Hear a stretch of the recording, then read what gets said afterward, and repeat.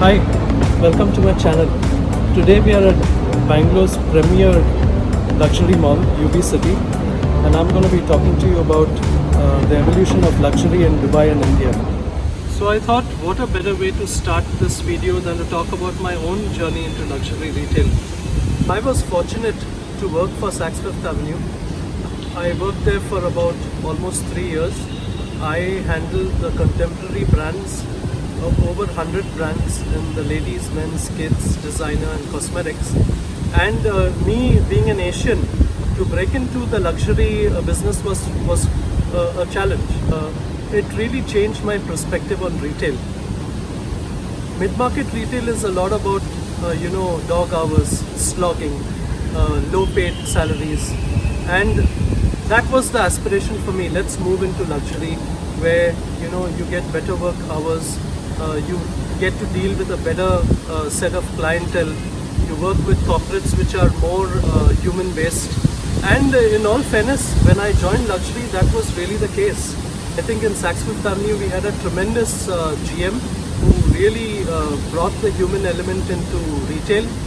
We had fabulous bonus structures, we had amazing salaries, and we had a really lovely team. Coming in from the mid-market, my challenge was how do I change my mindset from mid-market to luxury? Because it's not like you have a switch inside of you. And many people who worked in the mid-market space do not necessarily understand what luxury is about. And to be honest with you, it took me over 1 year to get to understand, what is true luxury, what are our customers looking for, how to identify with their lifestyle. They have a certain expectation.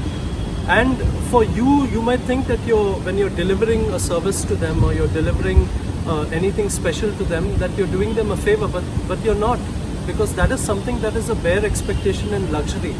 They've been brought up in that world, they've been used to it.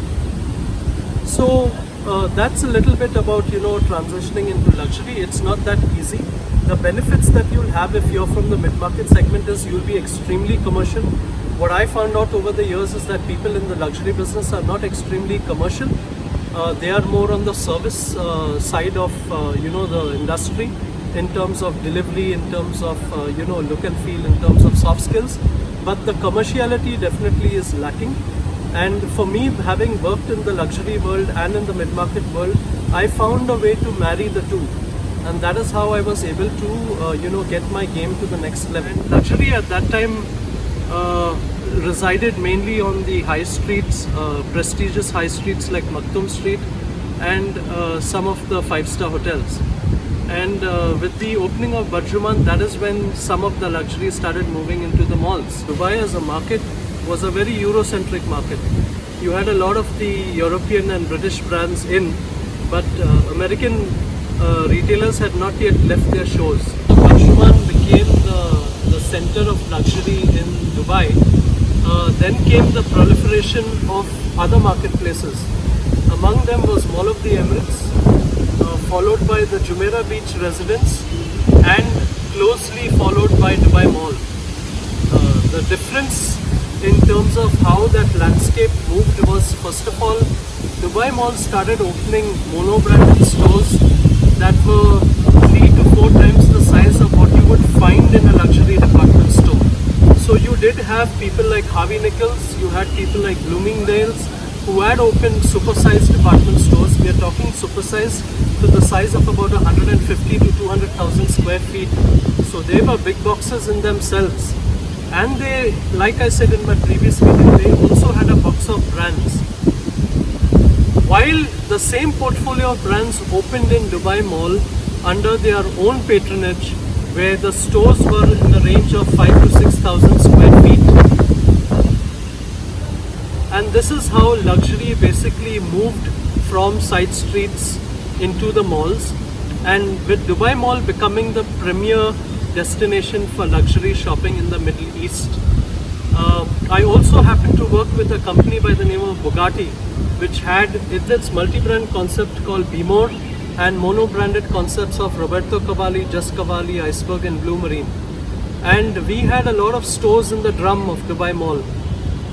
It was really an experience because while you thought when you worked in Burjuman it was prestigious, Dubai Mall really took luxury to the next level.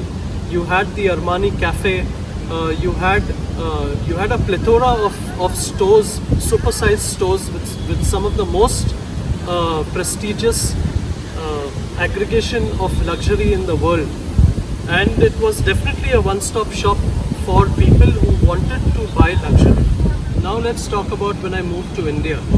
I moved to India in about 2008 and I headed the luxury expansion for the Chalhoub Group. We were based out of Delhi. Luxury was just something that was on the anvil of many retailers, and many of the brands had still not come into India.